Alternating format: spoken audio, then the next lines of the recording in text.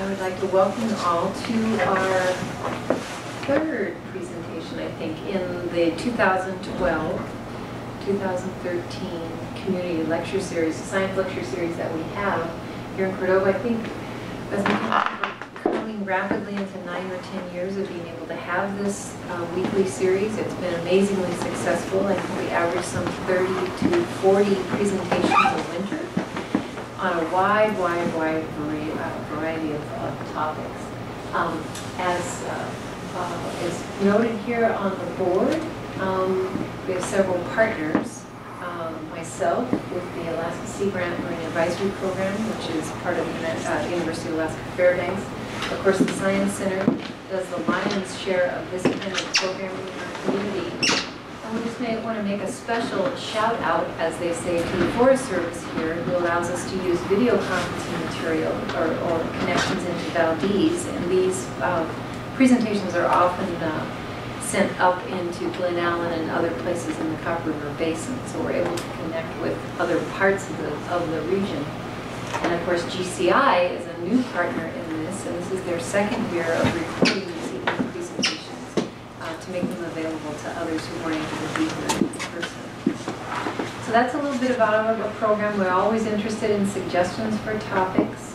We try to put out a monthly calendar in advance, and Cara Johnson, who's taking over the program for the Science Center this year, has already put some innovation into it, and that those that are on various listservs around town, she's doing some real nice graphics and sort of pinging of people in advance electronically of when our programs are and what those topics or the presentations are going to be about. So without too much more advertising for the lecture series, let me introduce tonight's speaker. Again, like I said, is Cara Johnson, who is the Community Education Coordinator for the Prince William Sound Science Center. Cara brings to us, was actually born and raised, I believe, in Anchorage, and was one of those wonderful Alaskans that went out to see what was on the other side as a young person, and wound up doing a lot of her research on the East Coast, working with marine mammals in the North Atlantic. She's recently, as I said, come back to Alaska and now is at the Science Center working with their community education program.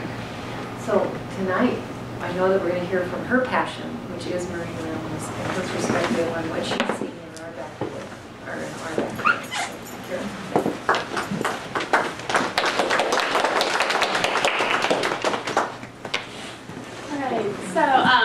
So I'm really happy to... Turn your mic on. I turned it off. Yours, turn yours on.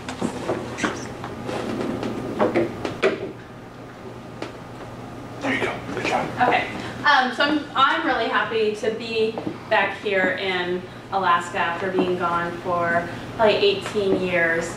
And I grew up spending my summers on the the western side of Prince William Sound in a small Zodiac and a little dinghy, tooling around, going to island, hanging out with sea otters, watching Orca, hanging out with humpback whales. So when I was 5th grade, I decided I wanted to be a marine mammologist and a marine biologist and study the whales, and I did that. So a little bit about my background: I went to University of Washington for a degree in biological oceanography and conservation biology, and then I did my graduate work on the East Coast at College of the Atlantic, which is a small marine science school in Bar Harbor in Maine, down East Maine. So my work has been in the Gulf of Maine, the Gulf of St. Lawrence. I worked on eastern Quebec for 3 years, working with blue whales, humpbacks, fin whales, and minke whales up there, as well as a number of dolphin species.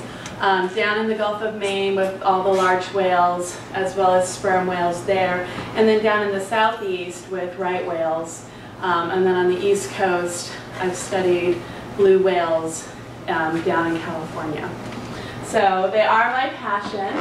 So I'm a large whale biologist. I study mostly the food web dynamics of them. But I'm going to talk about all the marine mammals. So first up, I want to hear from you guys. What's a marine mammal? Like, when you hear the word marine mammal, what does that make you think of? Jillian, I'm going to pick on you. Seals, sea lions, sea otters, Okay. whales, those types So of where do they live? in salt water. So okay, good. So they live in the salt water, and they're a mammal. So it's pretty much what a marine mammal is. But what's more characteristic about mammals? So there are mammals have things that all mammals have. So Allie, what's one thing that all mammals have? Hair. Hair. Good. At some point in their life, all marine mammals and all mammals have hair. Megan, a Tron. What's another characteristic of mammals? Milk. Milk. They have milk at some point. Good. James, can you give us a third? Live birth. Good. Live birth. Cheryl?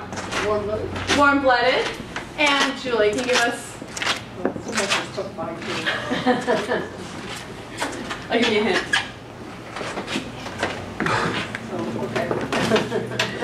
They breathe air. So our 5 characteristics that make a mammal. They breathe air, they give birth to live young, they then lactate and nurse their young with milk.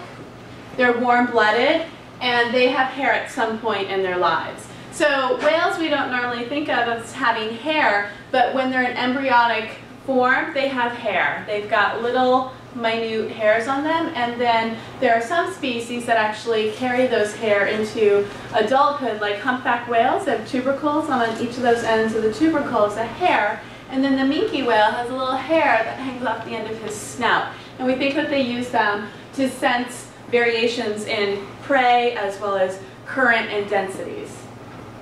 So these are our marine mammals. We've got our cetaceans, which are basically our whales, dolphins, and porpoise.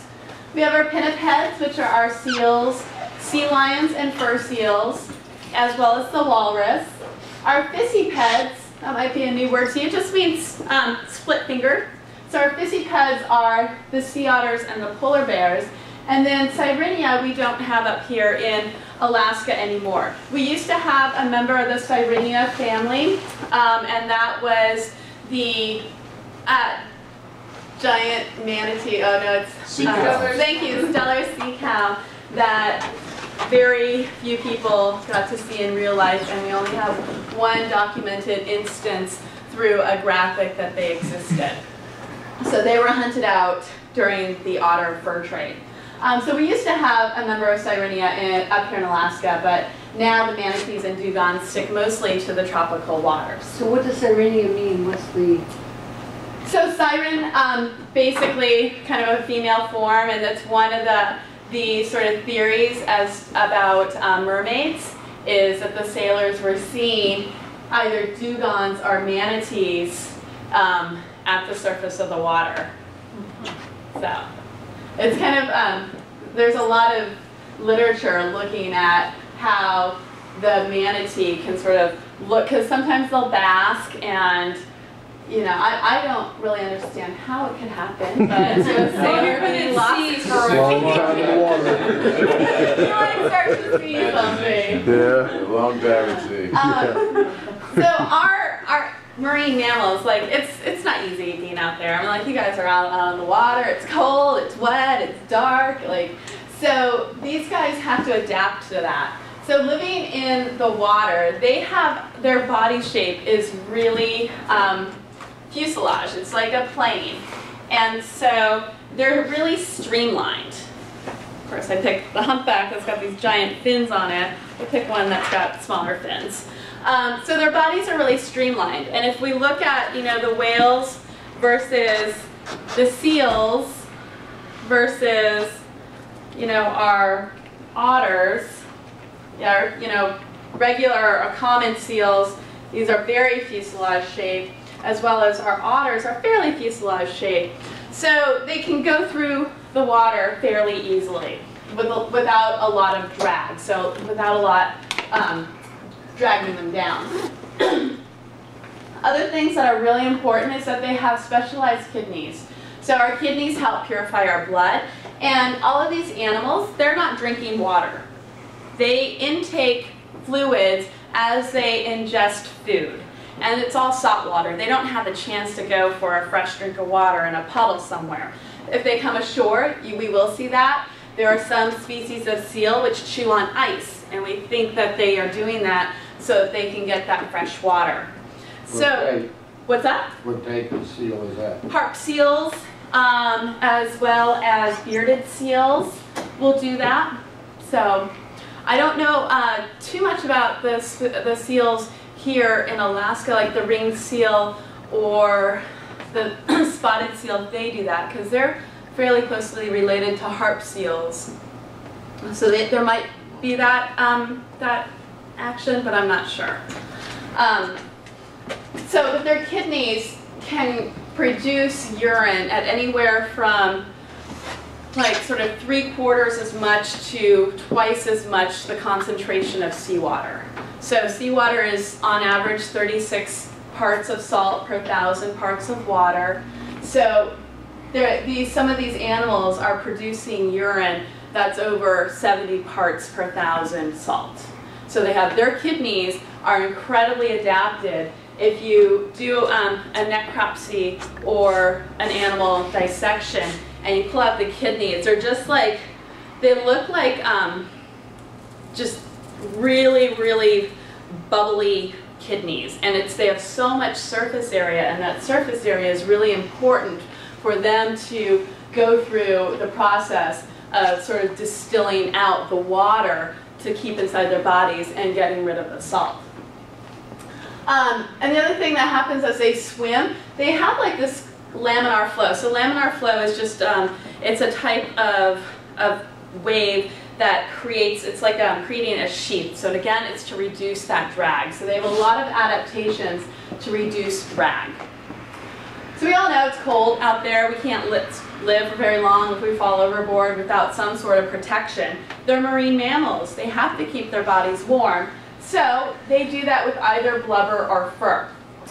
They also, for the most part, especially our whales, have a really large body. So you can think of it as a really large heater with a small surface area compared to that body shape. So a small radiator, a large heater with a small radiator. So they're keeping that heat inside, compared to something like a mouse or a vole, which is a really small volume but relatively large surface area for it to lose that heat. So as you get fatter and fatter and bigger, that more volume with the same surface area lets you keep the heat in. So these guys are really good at keeping their heat in. Another way that they keep their heat in is this thing called a counter-current blood circulation. So their blubber going inside towards the middle of the body, they have veins, they have arteries just like we do that go out into the fat layer and then back in. Their veins and arteries twist around each other. So they are always in contact, and it creates a heat gradient where it's really warm at the core and it cools down towards cold towards the outside of the whale. So as the warm blood is heading out, it's being surrounded by cooler blood that's absorbing that heat. As that cool blood absorbs the heat, it's going back into the body where it's warm. So it creates a heat gradient from the inside to the outside of the whale. Birds do this too. If you ever watch the birds, you know, they're definitely tucking one up in another, but if you've ever caught a bird and felt it, their feet are cold. And they have a counter-current blood circulation going on in there as well. So it's creating a heat gradient from the internal to the external and keeping that heat inside them. The other way that marine mammals deal with the cold, especially with the young, is a super high fat content. Their fat content's up around 30 to 40%. The highest fat content of any animal is actually the bearded seal, which is over 50% fat. They also wean their young in 3 days. So they pound down a lot, pack on a lot of fat in just a couple of days. So everyone who's in the ocean has to dive. They're in a three-dimensional environment. As we dive, pressure comes in on us. So these guys have to use their oxygen very, very efficiently. Animals like the sperm whale, the elephant seal, the Weddell seal, which we heard about 2 weeks ago, they dive really deep. They actually can fall asleep on the way down and go into almost a coma until they come down to their depth of choice. Then they wake up and then they forage. So by going into that coma state, they're not using oxygen. Their bodies are also different than us. We travel, or in our body, oxygen travels around using what chemical? What chemical transports oxygen in our bodies? Julie, do you know this? Cheryl, do you know what chemical? Yep. Okay, say it. Hemoglobin. Hemoglobin. Good. Hemoglobin moves oxygen around in our bodies. Whales, dolphins, seals, etc., they have myoglobin. They store oxygen in their muscle.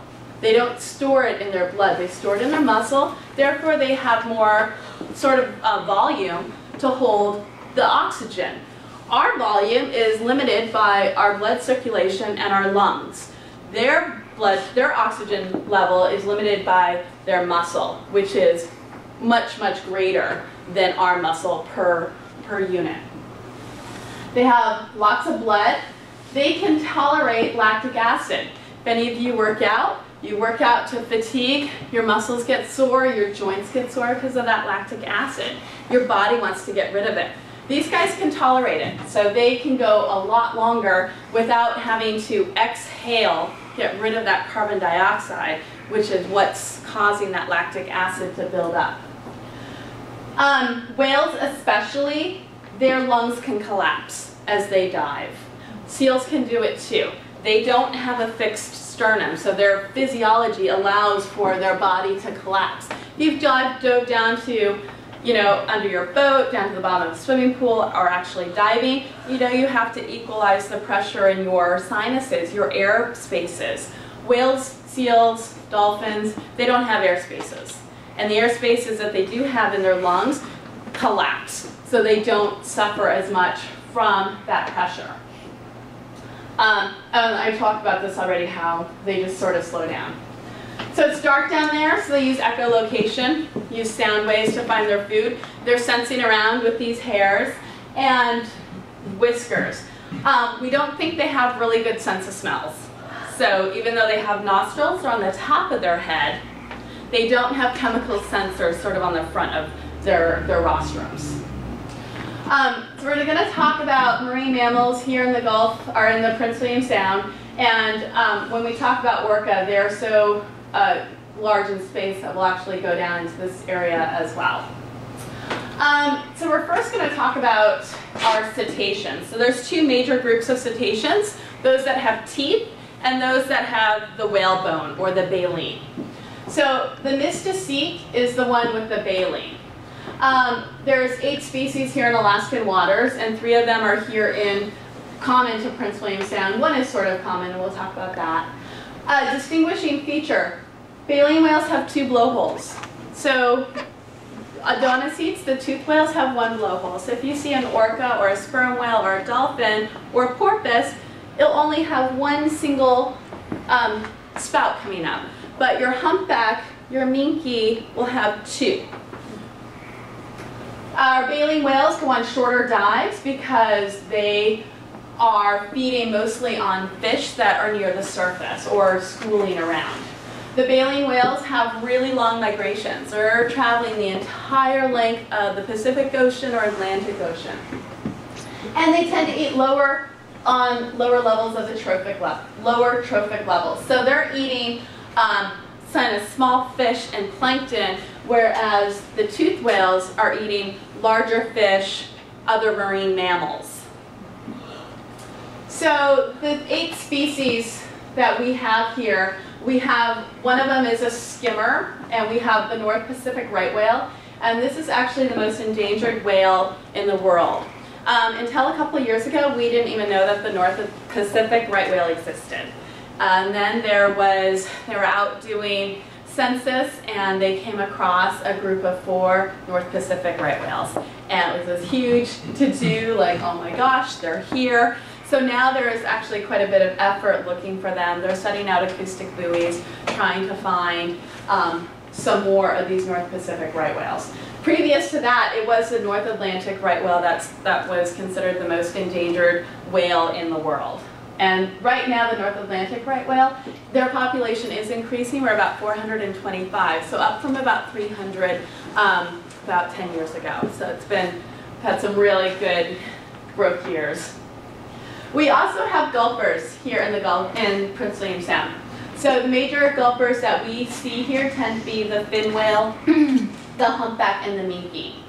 And we do get a skimmer. So the gray whale is a skimmer, a benthic skimmer. So he's going down to the bottom of the ocean and opening his mouth, and he's actually suctioning up the mud, and he's streaming the little critters that are in the mud out and then swallowing. So we get all three of these feeding styles. We get the right whales that just cruise through the ocean with their mouth open. We get the gulpers, which is what we're most familiar seeing, where the big mouth expands. And then we get the benthic skimmer. So I'll talk a couple minutes about our gulpers. So these guys are called rorquals, which is a Norwegian word for pleat. And these guys, it's a very apt word. So this area right here is called the buccal cavity. And in regular whale, you don't see that. It's very streamlined, right? But here, its buccal cavity is enlarged. And the way that the whale does that is it uses its tongue. It takes its tongue and starts pressing it down on that buccal cavity and starts stretching out those pleats like a giant accordion. As that happens, it creates a vacuum, and all of the water rushes into the mouth. That water is full of plankton, and they don't do this unless the levels of plankton or fish are high enough for it to be worth it energetically. It takes a lot of effort for them to do this. It costs a lot of energy. And then also to swim through the ocean with this giant sort of monstrosity that's worse than, driving a fire truck in a windstorm. So it creates a lot of drag. So they don't want to be in this position for very long. So they'll open up their buccal cavity, they'll get that water, and then they'll start pushing the water out. And as they push the water out with their tongue, all that plankton gets stuck in the whalebone, in the baleen. So these guys, you can see here, this is one of my favorite pictures because it shows the buccal cavity that goes about a third of the way down this blue whale. And then look how tiny his body is compared to this. Look how streamlined he is. So very, very streamlined. These are the largest of the animals that have ever existed, the blue whale and the fin whale. So we're going to switch to the gulper that we have here, fin whale. So fin whales have a very distinct fin on the back. It's very large for a whale. They have a very distinct banding pattern right behind the blowhole. This is called the chevron. It extends back to here, and when we do photo identification, this is what we're trying to get a picture of. Both this chevron, this white banding pattern, as well as the dorsal fin. So we use those two pieces to compare back and forth to find animals that we've seen before. And we use photo identification. It's a non-lethal tag, retag protocol. Don't ever have to hurt the whale. And we can get pretty definitive results with these. Although there is a lot of confusion, This whale is actually kind of going away from us, so we can't really see what's going on up here. There might be some marks that we might not be able to see. So this isn't a great picture to do a photo ID with. But fin whales are really cool. They're my second favorite whale. They're really, really fast. They feed mostly on schooling fish here. They were doing pretty well during whaling until the advent of the explosive whaling gun. And once that happened, then all of the large whales that previously had kind of been, not hunted because they swam so fast, they were now susceptible to hunting. And so lots and lots of fin whales went down during the hunting era. They tend to be kind of remote and rural. They spend their time offshore. So we don't have really good measurements of them. They're not a coastal animal that's really easy for us to categorize. And there's rough estimates that they might be increasing. Do you know how many die each year from the cruise ships? And the From ship strikes, worldwide or in the nation, it can vary. I have a friend who does ship strikes, and I can find out for you. Specifically for fin whales or for... Well, I know, like, a couple of years ago there was this, an oil tanker I think was going to Maldives, and they hit like 4 fin whales. And Yeah, it was like so- big deal. So Yeah, ship strike is definitely one of the major reasons for deaths, for mortality, and there has been, you know, as an interesting correlation as tankers and large ships try to become more streamlined by putting like these boluses on the front. What's actually happening is it's making them a lot quieter in the ocean, and it's making whales who are in front of them more susceptible to ship strike because they can't hear the ships coming. So we have seen an increase in ship strikes as ships get larger, as they get quieter, but also as they're able to travel faster. So there's been a lot of work being done on the East Coast to shift shipping lanes as well as reduce speeds in shipping lanes to address the ship strike issue. The North Atlantic right whale, the two highest causes of mortality are entanglement in fishing gear and ship strike. So we have extensive regulations around East Coast ports in Boston, in the Chesapeake Bay area, down in northern Florida, southern Georgia, around Savannah, Brunswick. Very strict regulations around going in and out. It's an automated system. You have to have this sensor on it. There are aerial flights. If they see a whale, you have to drop your speed to X knots per hour. We don't have that here in Alaska. And you know, there is talk about, you know, looking at ship strike in more populous areas down in California and Oregon, but as of right now, we don't really have the volume up here in Alaska that we'd have to worry about that. But ship strikes definitely are a huge source of mortality for all of our large whales. It's probably the #1 source of mortality if you look across all species, that and entanglement in fishing gear. What kind of entanglement? So we, in the Gulf of Maine, it's mostly lobster fishery, and how a lobster trap works, you know, you've got your float, you drop your first trap down, and then you have a series of traps that are connected to that, and those traps are connected by floating line usually. And so what was happening is the whales would be feeding with their mouths open, they would get caught in these floating line, and then get caught in the gear. So that's one way that they happen. They don't have gill nets like we have here. They don't have a lot of standing net. It's mostly a lot of line, a lot of vertical and horizontal line. So it's a completely different fishery than what we work with here. But that said, any kind of net that gets ripped apart, lost, torn, destroyed, that becomes ghost net. And ghost net is one of the most deadly things in the ocean because it's a net that nobody retrieves. So it just keeps going out there, floating and floating, get wrapped around animals. It can get, we see so much entanglement of like animals who have somehow swum into a piece of ghost net while they're young, and as they grow, their body grows around it, becomes embedded, it gets really infected. So, and we see that with whales as well. They'll get entangled in line, they'll roll around, and that line just digs deeper and deeper. It gets infected, and once that starts happening, unless there's an intervention by the stranding network, then the whale probably will die. But there are success stories of us being able to do antibiotic injections and gear removal. Much more so on the East Coast versus the West Coast. Our large whale entanglement network is not as advanced on this side as the other side of the continent.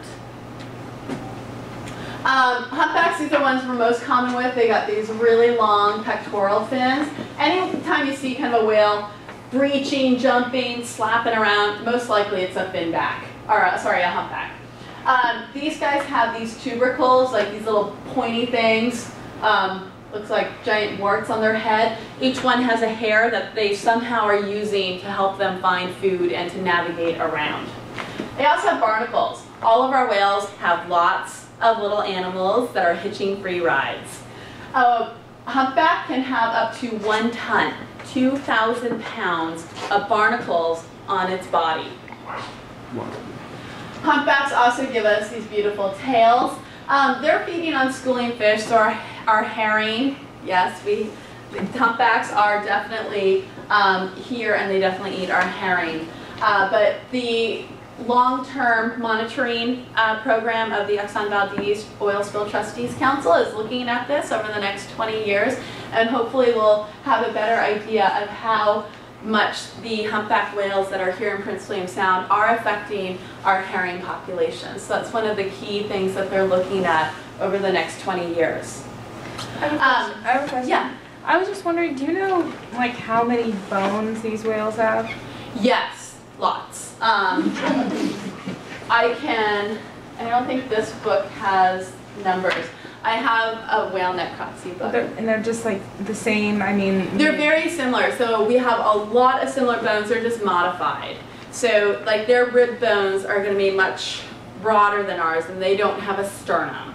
But they have collarbones, they have clavicles, they have ear bones. They have all the ear bones that we do. And we actually use their ear bones to help age the whales because they have definitive growth patterns. They have orbital lobes. They have a maxillary. They've got, you know, a lot of the same. They even have a pelvis. It's a residual pelvis. The vestigial is going away, but they even have a pelvis. They have some of them have little tiny things that look like, you know, sort of atrophied legs, you know, near the pelvis. But their tails are really long. So they have similar bones in some of the body as we do, but they're very different bones. And I can give you exact numbers of how many bones if you... Yeah. Yeah. How long do they live? Long time. So research on individual whales started in the late 60s and 70s. Hello!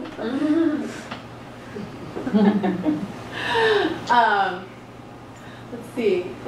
Can you see the screen at all, or can you just see us?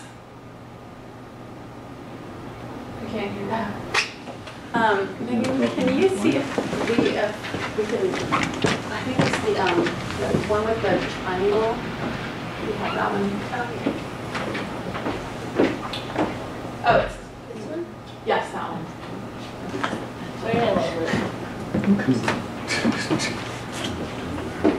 It just went black.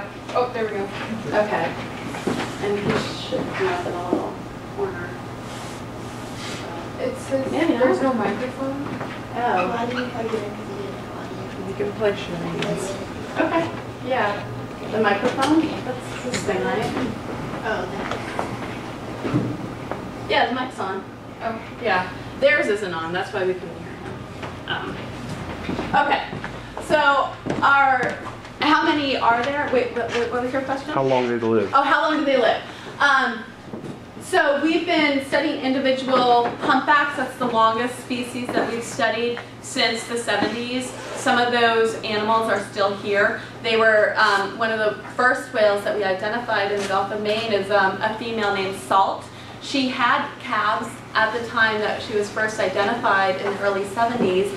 She's still back, and she still produces calves. She's considered the matriarch of the Gulf of Maine, and she's given something like 13 calves that are documented. So we know that she's at least 40-some years old. We think that whales can live over 100 years.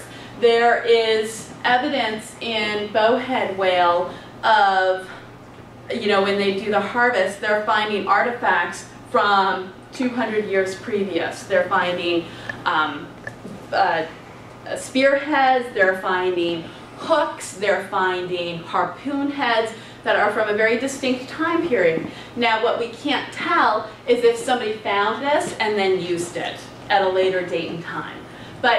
And so that's why we've started looking at other ways to age whales. So looking at the ear bulbus looking at the eye. There's new research, fairly new research about how there's a chemical in the eye that degrades at a specific rate in whales. So they're looking at the ratios of that chemical to what it degrades into as a way to judge. And based on those findings, again, that sort of corroborates the bowheads, because those were the ones that they first started doing that on. And that was, again, indicating that the bowheads were over 200 years old.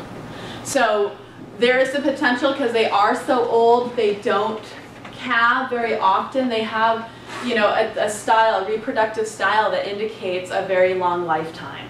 So longer than us. They have a very long period with the calf. They spend a lot of energy with that calf. And all of that sort of leads to the idea that they're not just here for a couple of years. Do you know if there's been any work done on aging them with like actual, not just ear bones, but other bones? Because other animals you can age, like sea turtles, you can age sea turtles with like femur bones. Possibly, I don't know who specifically would be conducting that, but I bet somebody is, because it's a really keen question. So they're looking at genetic ways as well as molecular ways to find that answers. So I'm sure somebody has looked at it. It's just a matter of being able to ground truth it with an animal that they know how old that is. And in order for us to ground truth, we have to wait for an animal to die that we know, and then conduct the necropsy and take the samples. So it's trying to find out this answer, how many humpbacks we have here in Prince William Sound. I found the number of how many are here over winter, or throughout most of the winter, and that's around a little over 100 to 150 per year. The ones that overwinter the entire, well, they're the ones that aren't like leaving right away. They're kind of on the shoulder edge. But they've been staying here more and more longer. Yeah, and so we're seeing that exactly. And so Fish and Game and Auk Bay Labs, they go out and they conduct whale surveys every couple of months. And they are finding whales that are here, humpback whales here year round in the winter. Those humpback whales that are here in the winter, why are they here? Food. Exactly. What are they eating? Area. Yeah. So. But they could be eating capeling too. Yep. So we definitely. Yep. We've got capeling here, which is another schooling fish, which is a favorite of the humpback. So this sort of like potential gradual shift is of real concern to the scientists who are studying the herring recovery. Okay, the other gulper we have here is this little guy. He's our minke. Minkies are the smallest of the great whales, of the large whales. So he's a gulper. He's related to the fin whale and the blue whale. These guys are distinctive because you can see, at the same time, you can see their blowhole and their dorsal fin when they surface, when they breathe. You can always see their their spout and their fin. If you're seeing that, you're seeing a minke most likely, unless you're seeing a really small fin whale, which would be a juvenile. We don't really see juveniles here in Prince William Sound. They tend to stay a little more offshore. Minkies are distinctive by this bright white patch on their dorsal, or on their fins. So, and we think that they're using that to scare the fish, to flash at the fish, to get them to school together. Moving on to our teeth whales, our tooth whales. So they got lots of teeth, and they're hunting mostly fish. These are by far and away the most populous of all of the whale species, and of the 70 in the world, 9 are in Alaskan waters, and 3 of them are here in Prince William Sound. Like I said before, they only have a single blowhole. These guys are social. They're hanging out in packs, in pods. They like to work with each other to catch their food. They're eating schooling fish. They're eating stuff that's moving around really, really fast compared to the baleen whales, which are eating things that can't really swim.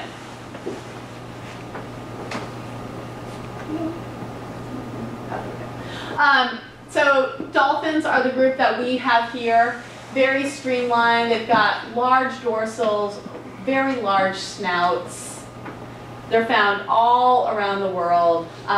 They use sound for communication and for hunting.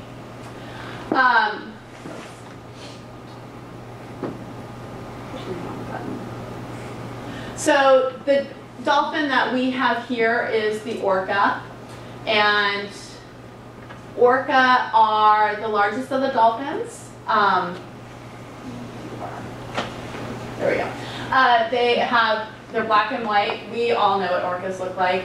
Here we've got a pod of mostly females and then 2 males. The 2 males have very much larger and more vertical, distinct dorsal fin. What? And a baby. Yeah, right there. Little tiny guy. So there is a very prominent sexual dimorphism, the difference between the males and the females. Orcas are at the top of the food chain. If we look at their trophic levels are measured on a scale of 0 to 5. Orca are 4.95 or 4.98. They're at the top. They're eating everything. Nothing is eating the orca, really. Because they eat everything, they also ingest all of the toxins that everything before them ate. So our little phytoplankton are cruising around, you get some toxins, you get some oil, the phytoplankton take it up. The zooplankton eat the phytoplankton, they eat some more oil as they take up the phytoplankton. Then the herring eat the zooplankton, they take up more oil as they eat that. And so as you go up, the oil's not leaving the body, it's staying in there, and it gets passed up level to level. When you get up to orca, they're at the top, so they have the highest sort of exposure to toxins. Our orca, the relative orca down in Puget Sound, they are considered toxic. Their carcass are considered toxic. In the Gulf of St. Lawrence, the beluga there, their carcass are considered toxic. And their toxicity is coming from the Great Lakes, all that industrial building and rise that happened in the 1800s. All of that sludge is in the Great Lakes, and it escapes out through the Gulf of St. Lawrence. And all of that sediment and toxicity, it drops down, it's in the environment. The beluga over there completely, if you find one stranded, you have to call the appropriate people. They come out, they're in full-on gear, protective gear. You're not allowed to touch it. You have to have a respirator. It's insane what they have to go through. Carolyn. Have those toxic chemicals been identified? Yes. Yep, and they know where they're coming from.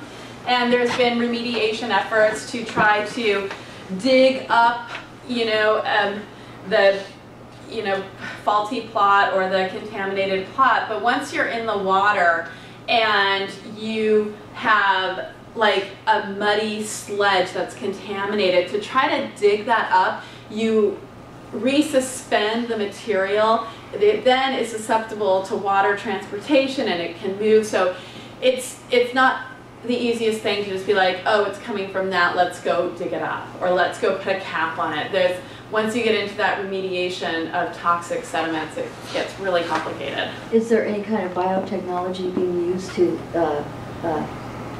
Bacteria are our friends.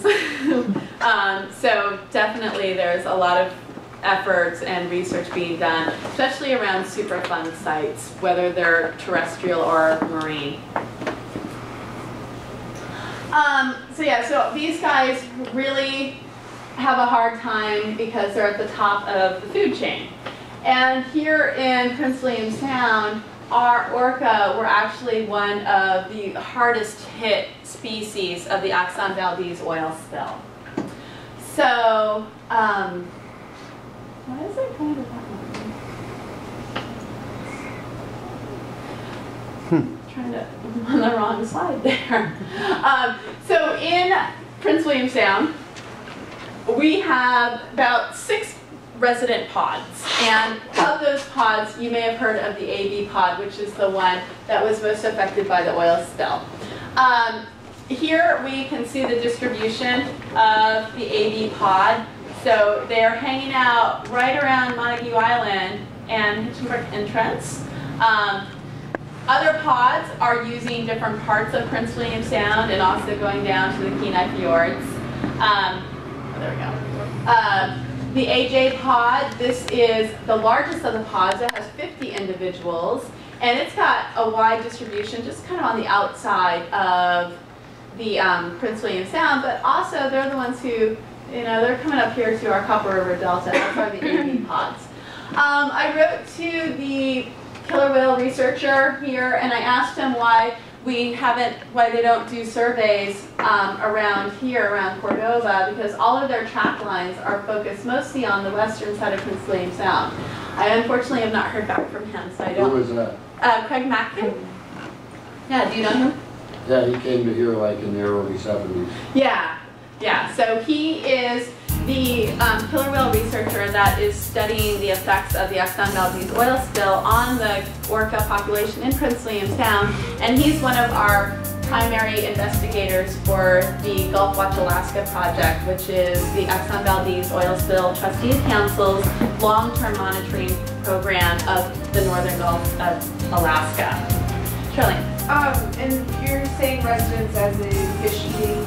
These are residents. Yep, these are resident pods. So they are eating fish, and I think when this goes to this next one, so there's 7 pods that are resident. And one of them is spending a lot of time out towards the Kenai Peninsula. I don't know why my thing's not changing. It's changing that one.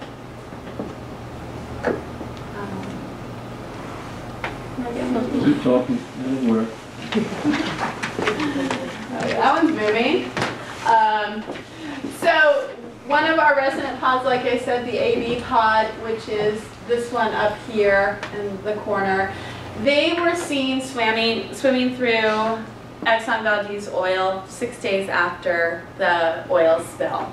One of our transient pods who spends their entire distribution in Prince William Sound, so even though they're considered transient and they live only, even though they live only in Prince William Sound, they're considered transients because they eat a different kind of food. Our resident orca eat fish, and our transient orca eat marine mammals. And our transient orca, the pods can kind of, individuals can kind of come and go from a pod. They're not as stuck to a pod as the resident. Resident pods, very, very tight-knit group. They do not leave. And so they've used this fidelity to a pod as a way of indicating how many animals have been lost due to the Exxon Valdez oil spill. So our AT pod, here's the Exxon Valdez. Within 24 hours, these whales were swimming through the oil. That happened in March. By the time that they did the census the following spring, they had lost nine individuals. They lost 41% of their pod within 1 year. The AB pod, this is the AB pod right here. It's swimming through oil. This is the resident pod. They lost 13 individuals between March and the following March. So they lost 33% of their population in a couple of months. These are the largest percent decreases of any orca population in the state of Alaska in history. So there is very strong evidence there that the oil spill helped cause this loss of individuals.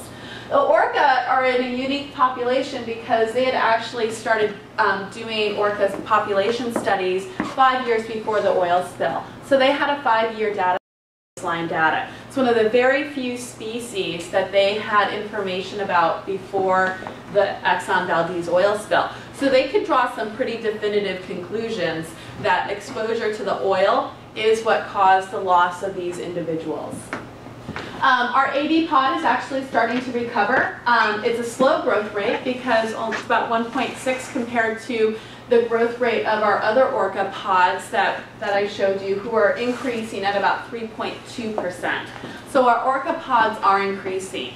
Orca eat either fish or mostly salmon. They're eating salmon, coho, through most of the summer and the fall, and they're eating Chinook mostly in the spring.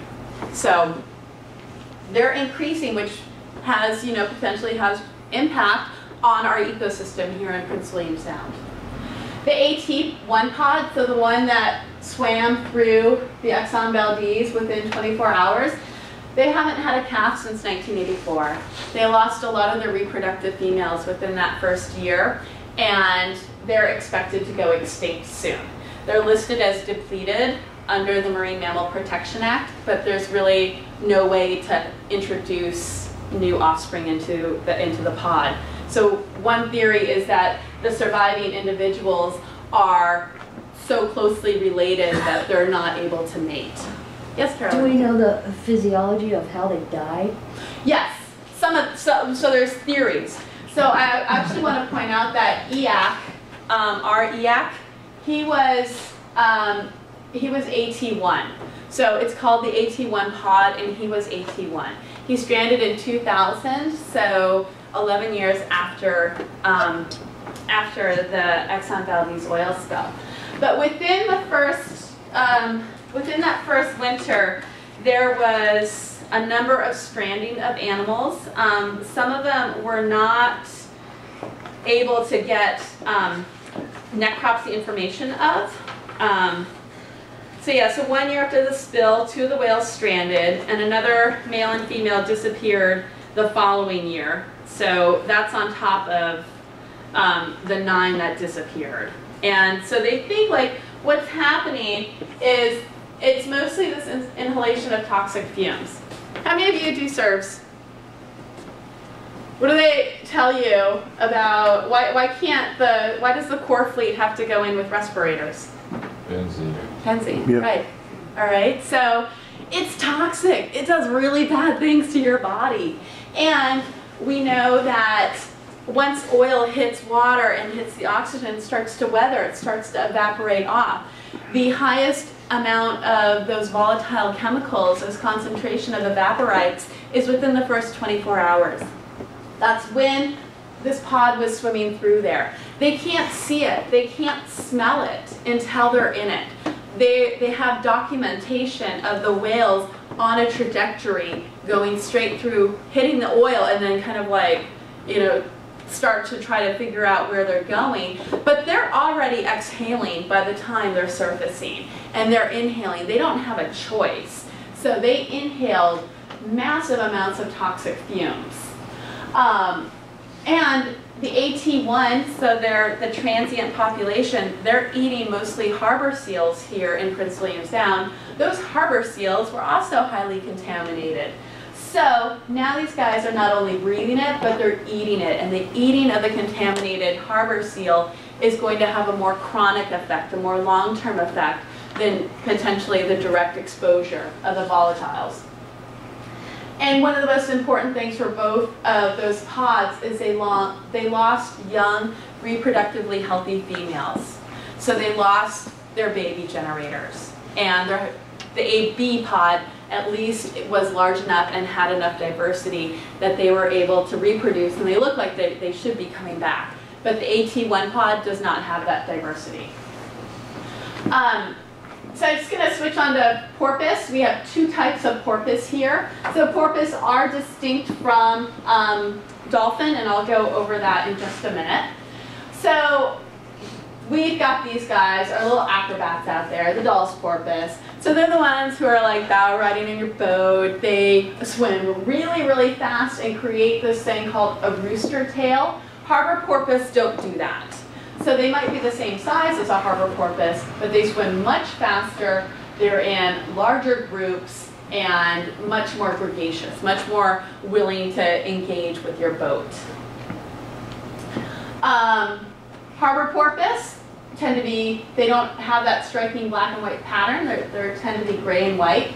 So they've got a little bit more of a blunt snout than dolphins do. They don't really have a beak here, and they're really small. They're only about 5 to 6 feet long. And they're the smallest of our cetaceans here. So difference between a dolphin and a porpoise. So here these 2 on the left-hand side are dolphin, and these 2 are porpoise on the right. So dolphins have a much longer body, and it's more streamlined because they swim faster. They swim longer and faster. They have a very pointed snout compared to the porpoise, which has a very sort of blunt snout. Our dolphin have really conical teeth, so like little Christmas trees, whereas porpoise, their teeth are shaped like a spade. Dolphins tend to be in really large, loud groups, whereas porpoise tend to be shy and a little bit more solitary. Another group that we have here are the pinnipeds, so our seals, sea lions, and walrus. And we have one true seal. We have the harbor seal here, and then we have 2 eared seals here. And we tend to really not have any walrus in this area. So our true seals, our harbor seal is one of them. They look like little sausages. They do not have ears. They have really large eyes. And when they're on land, they look like an inchworm. And they tend to be pretty solitary. They don't have ripperies like the eared seals do. We don't see a lot of sexual dimorphism. The males are not that much bigger than the females. Carolyn? Do you know if historically we had walrus here, ever? I don't I know. don't think so. Okay. Potentially in the last ice age, because the ice was dropping far enough. Yeah, maybe in the Ice Age, but not in kind of modern times. Where was that top picture taken? Was it taken this summer? No, this is actually comes from the Gulf of Maine. This is one of our stranded seals. Oh. Well, because this summer in Kachemak Bay, there was a harbor seal pup stranded on a dock that I pulled up to in a kayak. Aww. And it was there for like 4 days, and they finally called the Sea Life Center. I don't know whatever happened Yeah, to it. this is, so I did marine mammal stranding in Maine, and this is one of our stranded pups that we took to rehab. Harbor seals do this banana shape as they try to air out and conserve their heat. So they're pretty solitary. They're also really kind of wide variety of food, so they eat a lot of different things, but they don't travel very far. They tend to be very true to where they haul out. They don't just like migrate around. They tend to be pretty close. Again, I can't find numbers for Prince William Sound alone, which is kind of frustrating. We're like always lumped into the Gulf of Alaska. Harbor seals were definitely affected by the Exxon Valdez oil spill. So this is kind of a very graphic picture, but you can imagine a harbor seal trying to climb out onto the ground or onto the rocks to dry off. He's covered in oil. The harbor seal population before Exxon Valdez oil spill was already declining. It was declining at about a 12% rate. All the populations within Prince William Sound were declining. Once the Exxon Valdez oil spill happened, that rate of decline went much further. It went up to 43% in areas that had oil, in sites that had oil, versus only 11% in areas that didn't have oil. So we think that one of the things that's causing those potential losses is, again, the ingestion and inhalation of those toxic chemicals. And they're looking at stranded and dead animals, looking at their kidneys, and also doing blood work as part of the long-term monitoring project. They found that their kidneys and their bodies are actually metabolizing oil. And so we know that that is causing some of the problems. And that benzene and that exposure to these toxic materials is causing brain damage, which is interfering with life functions like breathing, sleeping, diving, and feeding. And so the oiled seals were really lethargic. They were just kind of laying around, and they weren't able to take care of themselves. According to the Exxon Valdez Oil Spill Trustee Council, the harbor seal population in Prince William Sound is considered recovered from the Exxon Valdez oil spill, even though the population is not increasing. It was already decreasing before the oil spill. It's recovered to sort of the levels that the level of decline that it previously was. So, and we don't really know why they were declining. We don't know if there was some shift in food availability due to you know, the El Nino Southern Oscillation or the Pacific Decadal Oscillation, so these really large, long-term climate shifts that happen due to natural processes in our oceans, have a dramatic effect on the species of fish that are in the Gulf of Maine, the Gulf of Alaska, in the Bering Sea, as well as in Prince William Sound. So they're still looking at the relationship between food availability, shifts in food, and the decline of the harbor seals. Yes, Carolyn? What is that a picture of? Oiled rocks, Oh, okay. Do you know where it is? somewhere in the Gulf of, or Prince William Sound. Somewhere off of our list that I found. I was trying to find, I couldn't find a picture of an oiled harbor seal, so I found a picture of oiled rocks. So our true seals, our harbor seals, are completely different animals than these guys. And how many of you have the CTC calendar? Any of you have the CTC calendar? Well, they have in it, it's all these different animals. They have a sea lion, and it says seal, and this is a very common mistake. So I'd like to just kind of talk a little bit about what the difference is between an eared seal and a seal, a true seal. So our eared seals are the sea lions and the fur seals. They can sort of walk on land. They can flip their hind flippers under and kind of walk on land. They have ears, they have really big eyes, and they are really, really loud. They haul out in huge groups called rookeries, and the males are much, much bigger than the females. So here, these are stellar sea lions. This male's got this huge cone around his head of fur. The females do not have that. They're much smaller. We have here California sea lions sometimes, as well as stellar sea lions. So California sea lions are definitely coming up north. Their populations are increasing, and they're very tenacious, and they like to eat a lot of fish. And they're pretty diverse in what they'll eat. So population increase of stellar sea lions potentially have some serious impacts here in Prince William Sound. We do have stellars. They are one of the largest. They are the largest eared seal. They are huge. And here's this is a male. This is a female. Really, really huge difference. Actually, that's a pup. This is a female. Really huge difference in the size of them, the male and the female. They tend to be much lighter than the California sea lions. So California sea lions are very dark, whereas stellar sea lions are much lighter. Stellar sea lions, so their story is a little tricky as well, because for the longest time, they were decreasing, but which were decreasing? Some people would be like, oh, well, there seems to be more sea lions where we're at. So they finally realized that there was two stocks. There is an eastern stock that is out in the Pribilofs and the Aleutians, and then there's the the eastern stock is on this side of the Aleutians, and the western stock is on that side of the Aleutians. So our stock is increasing. The far side stock is decreasing. They don't know why. They think it's a very complex interaction between the food, their fish that they used to eat pollock, but then there is a regime shift. There's no longer pollock. Now they're eating cod.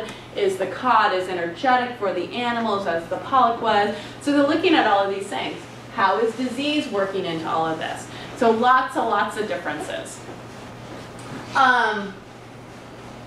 Last week, Anne showed us some pictures of fur seals and stellar sea lions, so I just wanted to throw that in here. Here's our sea lion, and here's the fur seal. We don't have fur seals here in the Prince William Sound, but fur seals have a much rounder head and kind of smaller faces. They're pretty fun. Our Pinnipeds. We don't get polar bear here, but we do have our little sea otter. So Pinnipeds have separate toes, and they're very closely related to our terrestrial animals. So our sea otters, not everyone loves the sea otters, I know that. Everyone down in the United States loves the sea otters, as long as they know that. That is true. Everyone down there loves the sea otters because they're so cute. Sea otters have very dense fur. They are the densest fur of any animal. They have over 1 million pieces of fur per square inch. They don't have blubber. So the way that they stay warm is this really dense fur is constantly maintained. It's constantly groomed, and they're blowing air into it. And by blowing air into this fur, it creates a layer, a trapped layer of air, which gets really warm. And that warm air keeps the body warm.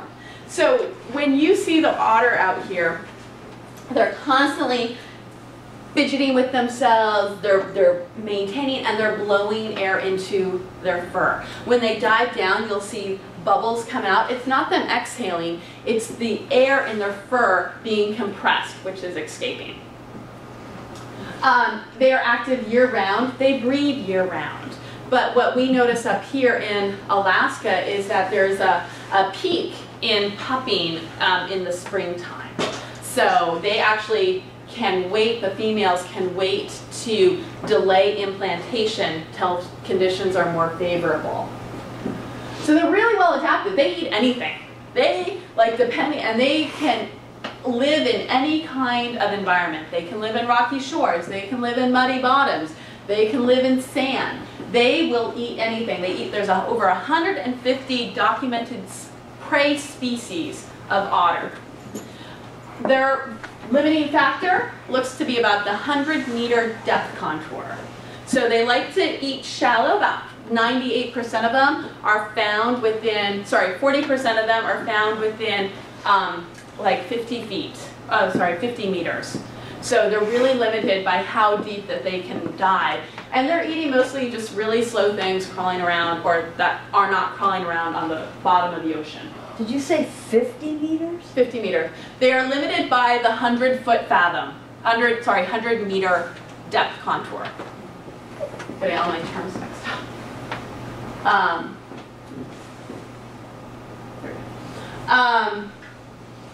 So their population, again, is doing a lot of tricky things. Once they divided it up into 3 categories: southeast, which is the panhandle; south central, which is us; southwest, which is the Aleutian. What we're seeing is southeast is increasing. And what's happening is there's also a dramatic increase in competition with shellfish down there in southeast. And so this is becoming a huge management concern beyond the fishermen, but it's actually kind of reaching some upper levels. Lots out here in the bay. Yeah. Aren't they still hunted in southeast by natives? Subsistence harvesting happens throughout the entire range. Yep. And there's actually, pretty significant pressure, subsistence pressure on that. Here in South Central, our population is around 15,000 or so, and it's considered stable. It might be increasing in some years and decreasing some years, but it's considered pretty stable right now. But I have heard, you're not the first person I've heard that said that it seems like there are more around here. And what we have seen is some shifts in where the sea otters like to be. So the overall numbers might be the same, but the densities in some areas might increase where they're coming to an area for more. They're coming back in now. Mm-hmm. Because, Yeah. I mean, they're leaving their summertime feeding areas. Mm-hmm. Yeah, so you see some shifts throughout the summer into the winter. And then southwest is declining, and it's declining at a pretty significant rate that is, again, causing lots of concerns. They've been studying it for quite a while, and they don't understand, again, what all the factors are that are happening.